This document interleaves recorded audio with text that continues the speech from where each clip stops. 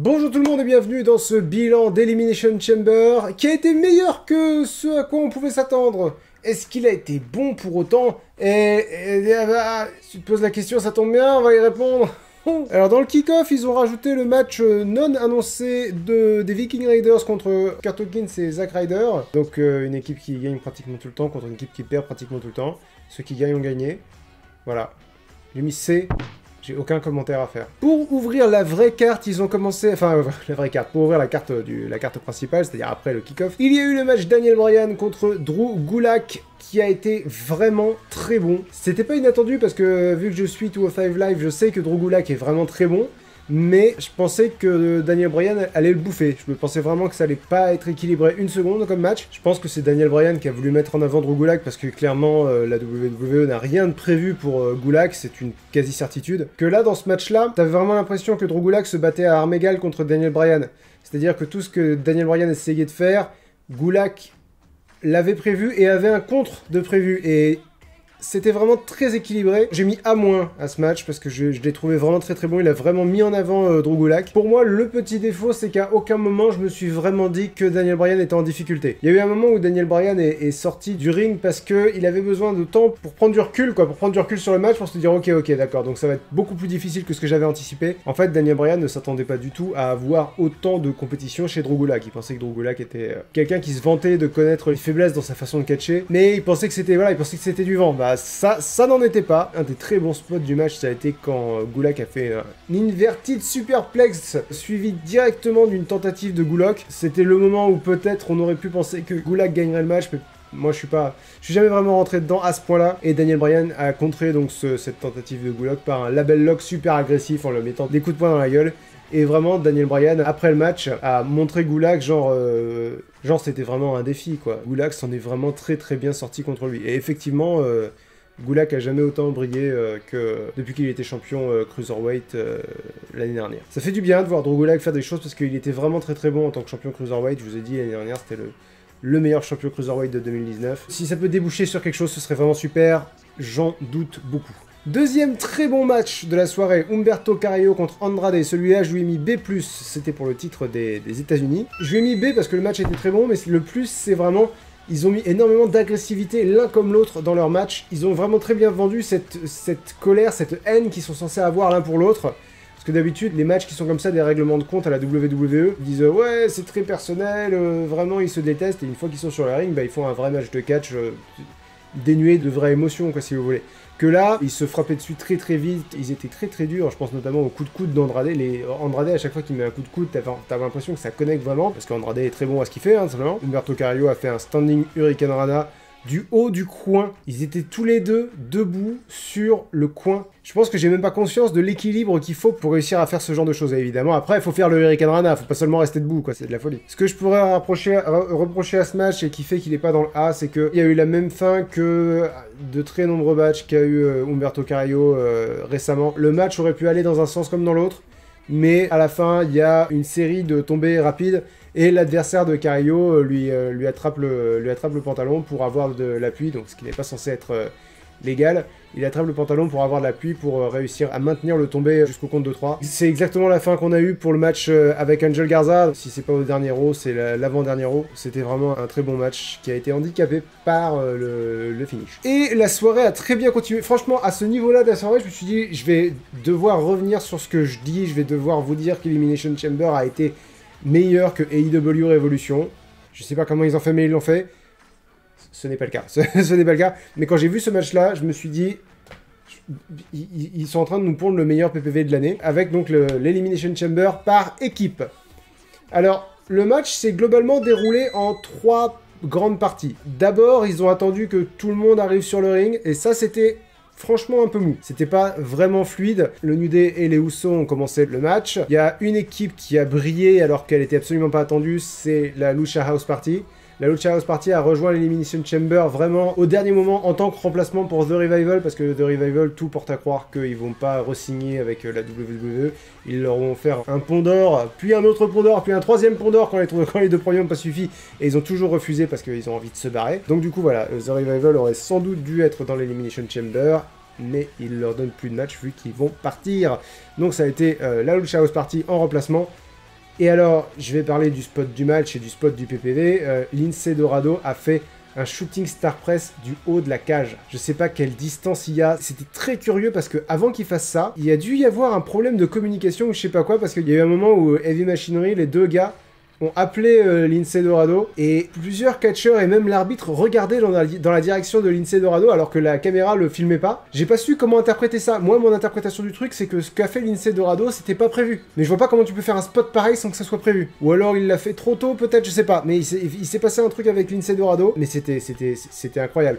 D'autant plus incroyable que ce qui est vraiment très très moche, c'est que juste après ce spot-là, Heavy Machinery ont fait le tomber sur Grand Metallic pour éliminer Lucha House Party. Ça, c'était très moche. En fait, voilà, il y a eu toute la première partie où les équipes sont arrivées sur le ring, et là, le match a vraiment commencé. Donc, il y a eu la Lucha House Party qui a pas arrêté de voler dans tous les sens. Il y a eu donc Lince Dorado qui a fait sa tentative de suicide, là. Après, globalement, la deuxième partie, ça a été Heavy Machinery contre Robert Roode et Dolph Ziggler. Et en particulier, donc, Otis contre Dolph Ziggler. Normalement, vous êtes au courant du contexte de la rivalité entre Dolph Ziggler et Otis. Dolph Ziggler a essayé d'échapper à Otis en montant sur le pod, mais Tucker, le partenaire d'Otis, est monté de l'autre côté et a jeté Dolph dans les bras d'Otis, qui lui a fait une prise. Un autre gros spot du match, ça a été Otis qui essaye de charger Dolph Ziggler. Ziggler l'évite, du coup Otis charge dans le fond d'un des pods de la chambre et du coup il va se cracher à l'extérieur de l'Elimination Chamber. C'est la première fois qu'on voit ce spot là de quelqu'un qui va se cracher à l'extérieur de la chambre. Robert Roode et Dolph Ziggler en profitent pour travailler ensemble sur Tucker pour l'éliminer et donc Heavy Machinery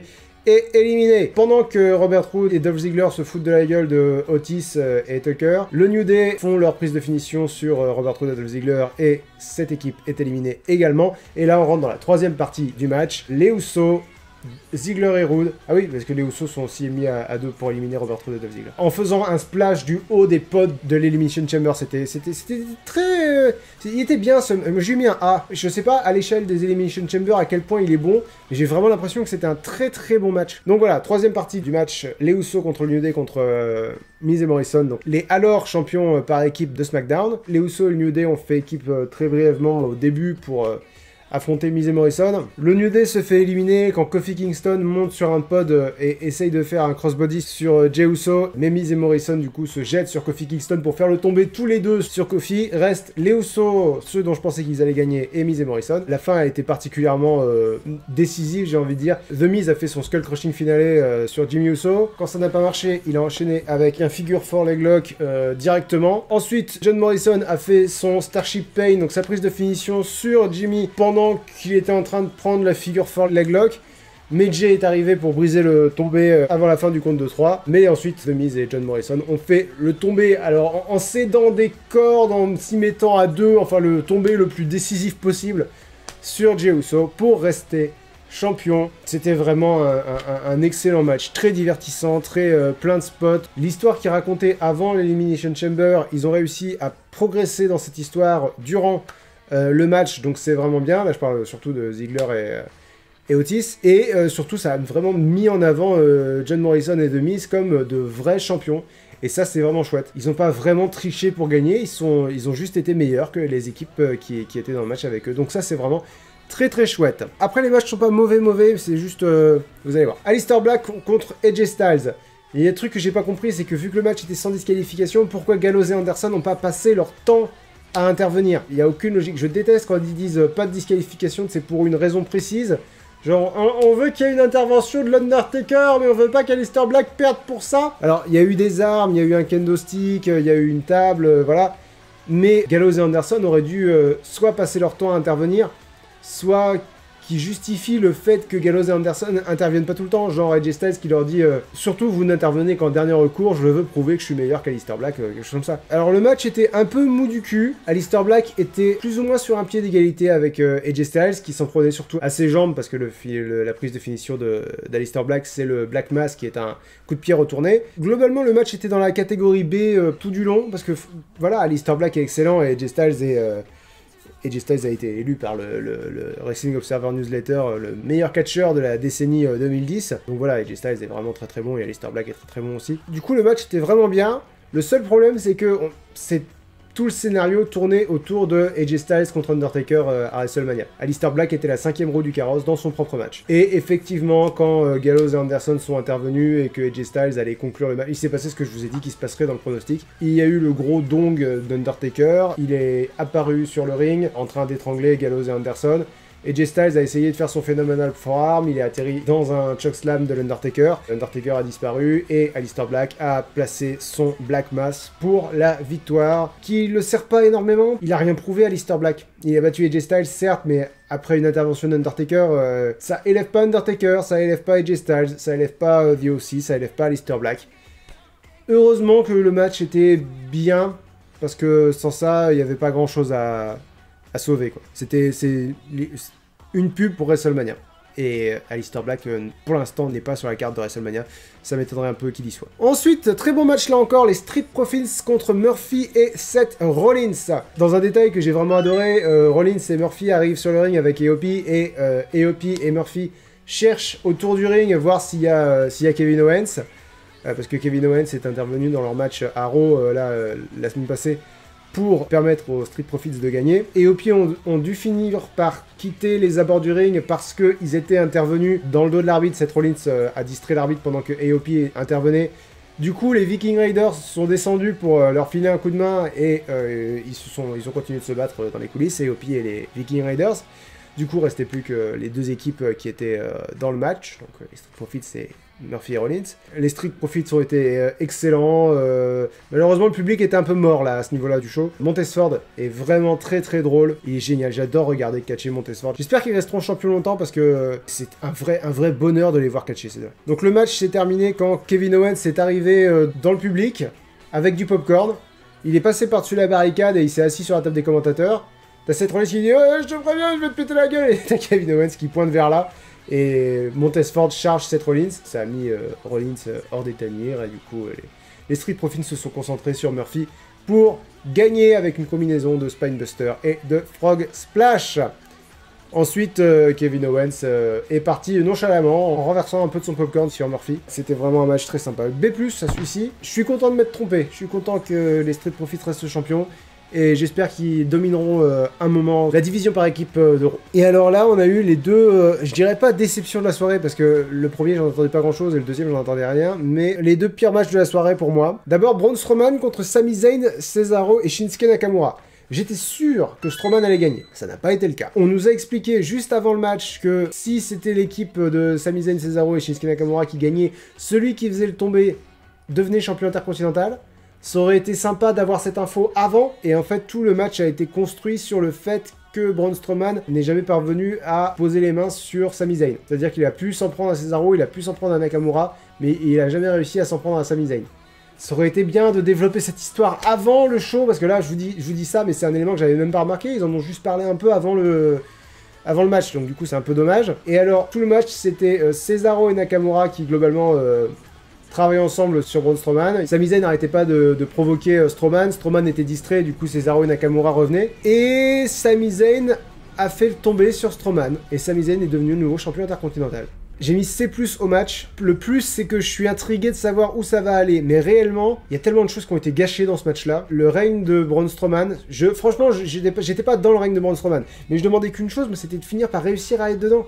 C'est-à-dire, il aurait dû être champion universel il y a 2 ans, Braun Strowman. Donc là, qu'il soit champion intercontinental, oui, si vous voulez. Un gars comme Braun Strowman, ça devrait être pas de titre ou le titre mondial. Pas les titres par équipe avec un enfant de 10 ans. Donc là, voilà, Strowman était champion intercontinental et vraiment, j'en attendais rien. Et je me disais, peut-être ça peut redorer le blason du titre intercontinental. Bon, bah ça n'a pas été le cas. Donc Braun Strowman a eu un règne de merde. Ça y est, on peut en parler au passé. C'est le premier titre de Sami Zayn sur le roster principal. Ça aurait pu être tellement meilleur.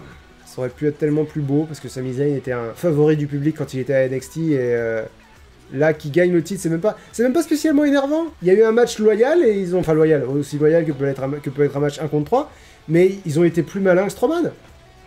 C'est tout. Et l'autre chose qui me dérange, c'est que Cesaro et Shinsuke Nakamura n'ont aucun problème avec le fait d'aider Sami Zayn à être champion intercontinental. C'est-à-dire qu'ils n'ont pas d'ambition personnelle à ce niveau-là, je sais pas. C'est un peu gênant. C'est un match qui sacrifie beaucoup de choses qui auraient pu être bien. Je dis C+, mais en fait je lui ai mis C-. J'étais en train de me dire, quand même, il y a eu beaucoup de choses qui ont été gâchées dans ce match. Non, c'est ça. J'ai mis C+ au début, puis j'ai changé d'avis, j'ai fini par mettre C-. Parce que c'est ça, généralement, quand je sors du match, j'ai tendance à surnoter un peu, puis quand je commence à décanter un peu, à réfléchir à ce qui s'est passé, je me dis... Exactement comme l'Elimination Chamber féminin. Pendant le match, j'étais à fond. J'étais super dedans parce que je me suis dit, bon, tout est vraiment construit autour de Shayna Baszler. C'est-à-dire, Shayna Baszler va gagner. On le sait. Faites quelque chose de bien avec ça. Faites quelque chose de compétitif. Élevez des stars. Faites en sorte qu'il y ait une confrontation à Asuka-Shayna Baszler. Que le Riot Squad explose. Rappelez-nous que Natalya est censée être vraiment un élément super fort de cette division féminine. Non. Non. C'est-à-dire que le match a été booké exact. J'ai mis D+. Le match a été booké de telle sorte que tous les défauts de la préparation à ce match soient mis en avant. Ça a commencé avec Ruby Riott contre Natalya. On s'en fout. Et alors, il y a eu un moment que j'ai trouvé vraiment très drôle, c'est Ruby Riott et Liv Morgan sont en rivalité, enfin sont vite fait en rivalité en ce moment. Et donc t'as Ruby Riott qui était en train de dominer Natalya et qui regardait Liv Morgan dans son pod et lui disait tu vois ça, bah ça va être toi, ça va être toi, bah voilà. Du coup je me dis voilà, ils construisent l'affrontement entre Ruby Riott et Liv Morgan, ça c'est bien. À un moment donné, t'as Natalya qui revient un peu et qui domine Ruby Riott, qui regarde Liv Morgan et qui dit t'aimes ce que t'es en train de voir, et du coup Liv Morgan dit ouais j'aime ça, et Natalya dit ouais bah ça va être toi. Ce serait bien que Natalya ait un personnage, parce qu'elle peut pas juste dire ce que les autres disent. C'est vrai que c'est un peu dommage qu'elle ait rien à faire, mais c'est pas pour ça qu'il faut imiter ce que font les autres. Et 2, pourquoi tout le monde est méchant avec Liv Morgan? Pauvre Liv Morgan. Il y avait 3 autres nanas dans les pods, mais non, c'était Liv Morgan, c'était tout pour sa gueule. Bon alors, Sarah Logan est rentrée sur le ring, et elle a commencé à faire le ménage avec... Enfin, elle a commencé à s'en prendre à Natalya et à Ruby Riott. Vraiment, il se passe pas grand-chose. Et là-dessus, Shayna Baszler entre. Shayna Baszler a massacré Sarah Logan, c'est-à-dire qu'elle a fait une prise, un Pump Handle Side Slam, je crois que ça s'appelle, suivi d'un coup de genou dans la gueule, suivi du Kirifuda Clutch sur Sarah Logan pour l'éliminer en moins d'une minute. Là-dessus, Ruby Riott était sur le ring. Pareil, Pump Handle Side Slam, coup de genou dans la gueule, Kirifuda Clutch, élimination en moins d'une minute. Ça place bien le personnage de Baszler. Et ensuite, elle est allée voir Natalya, elle lui a refermé la porte du pod plusieurs fois dans la gueule, puis lui a fait un Kirifuda Clutch pour l'éliminer elle aussi. Alors là, j'étais semi-mitigé parce que je me suis dit, d'accord, on veut construire Baszler. Très bien. Dans les pods, il reste Liv Morgan et Asuka. Ça peut être grandiose. Il y avait du temps parce que les pods s'ouvrent à intervalles réguliers. Du coup, là, Shayna Baszler pouvait jouer avec le public et jouer avec Liv Morgan, jouer avec Asuka pour faire monter la hype. Ça pouvait être une très bonne idée. Gros défaut, fallait pas éliminer Sarah Logan et Ruby Riott avant que Liv Morgan entre sur le ring. Il y avait une confrontation qui attendait d'exister entre les deux. C'est dommage de ne pas avoir profité de cette occasion-là. Donc, reste Shayna Baszler, Asuka, Liv Morgan. Asuka et Liv Morgan sont toujours dans leur pod. Sur le coup, je me suis dit, faut que ce soit Liv Morgan et faut que Liv Morgan se fasse bouffer par Shayna Baszler. Parce qu'elle est pas... Voilà, ils l'ont vraiment présenté comme pas au niveau. Ils vous racontez l'histoire que vous avez racontée jusque-là, c'est-à-dire Shayna Baszler domine largement. Maintenant, Asuka est loin du niveau de Natalya et du Riot Squad. Donc voilà, il fallait vraiment construire cette confrontation entre les deux plus grandes championnes de NXT, de l'histoire de l'émission, de l'histoire de NXT. Liv Morgan est entrée dans l'Elimination Chamber. Chouette. Shayna Baszler la massacre. Parfait. C'est-à-dire qu'elle lui fait un powerbomb, je crois, dans la cage, puis il lui met un coup dans la cage comme ça, un coup dans le pod comme ça. En plus, les pods, c'est en plexiglas et ça vibre un peu, du coup ça fait un bruit monstrueux, c'est génial, c'est très spectaculaire. Puis elle a traîné Liv Morgan dans le coin devant Asuka pour lui faire un Kirifuda Clutch sur le coin, et Liv Morgan est tombée dans les pommes. Donc voilà, c'était très visuel, c'était très fort. Du coup je me suis dit d'accord, tout l'Elimination Chamber n'a été qu'un prétexte à construire ce match entre Shayna Baszler et Asuka. Parfait. Allez-y. C'est-à-dire que Asuka, on sait déjà qui c'est, on connaît, série d'invincibilité, elle a affronté Charlotte Flair à WrestleMania, on voit très bien qui c'est Asuka. Là, vous avez mis en avant Shayna Baszler, elle a massacré les 4 autres concurrentes de l'Elimination Chamber, il ne reste plus que celle qui a déjà vaincu Becky Lynch une fois, enfin voilà, il reste une grosse rivale. Asuka rentre sur le ring, et c'est pratiquement tout Shayna Baszler.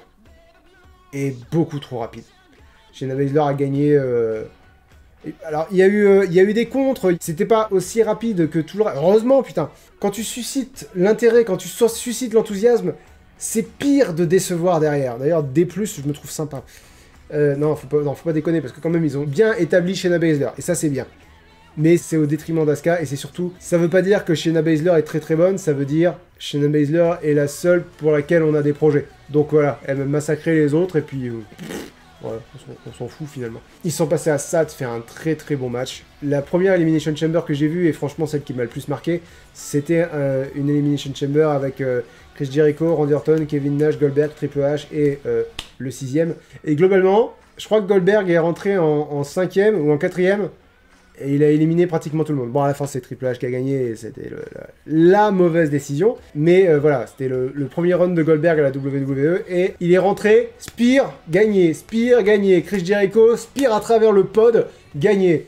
Triple H essaye de se cacher dans son pod pour pas affronter Goldberg. Goldberg défonce le pod avec un coup de pied. Donc voilà, pour moi, il y avait un parallèle à faire là entre Shayna Baszler et Goldberg. Mais c'était la confrontation entre Asuka et Shayna Baszler, quoi. C'est vraiment un dream match. Les deux plus grandes championnes de l'histoire de NXT. Les deux ont dominé largement plus que Bayley, Flair et Sasha Banks. Becky Lynch, elle n'a jamais été championne de NXT. C'est un gâchis monumental. Bon, ça met bien en avant Shayna Baszler. Il y a intérêt que Shayna Baszler gagne à WrestleMania, du coup, maintenant. Et il y a intérêt que ce soit un petit peu plus difficile pour elle, parce que si c'est juste pour préparer le retour de Ronda Rousey, ça va encore être décevant. Je me suis bien planté dans mes pronostics cette fois-ci, parce que j'ai fait les pronostics du sel, je me suis dit allez, ils vont faire que de la merde. Ben, ils ont pas fait que de la merde.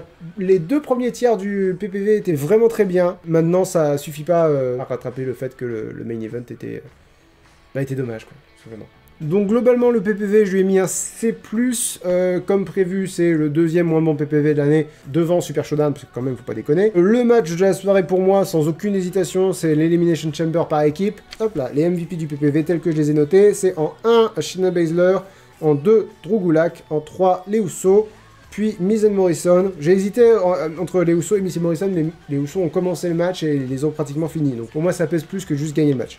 En 5e, Heavy Machinery, et en 6e, Lucha House Party, parce que Lince Dorado est mort pour nos péchés. Voilà. N'hésitez pas à me dire ce que vous avez pensé de Elimination Chamber dans les commentaires. N'oubliez pas de mettre un pouce bleu pour aider Linksoft, c'est toujours cool. N'oubliez pas de vous abonner si vous êtes abonné. N'oubliez pas d'activer les notifications. On se donne rendez-vous bientôt pour les pronostics de WrestleMania, que ça va être très très bien. Et d'ici là, je vous souhaite une bonne fin de journée et je vous dis à la prochaine. Salut tout le monde!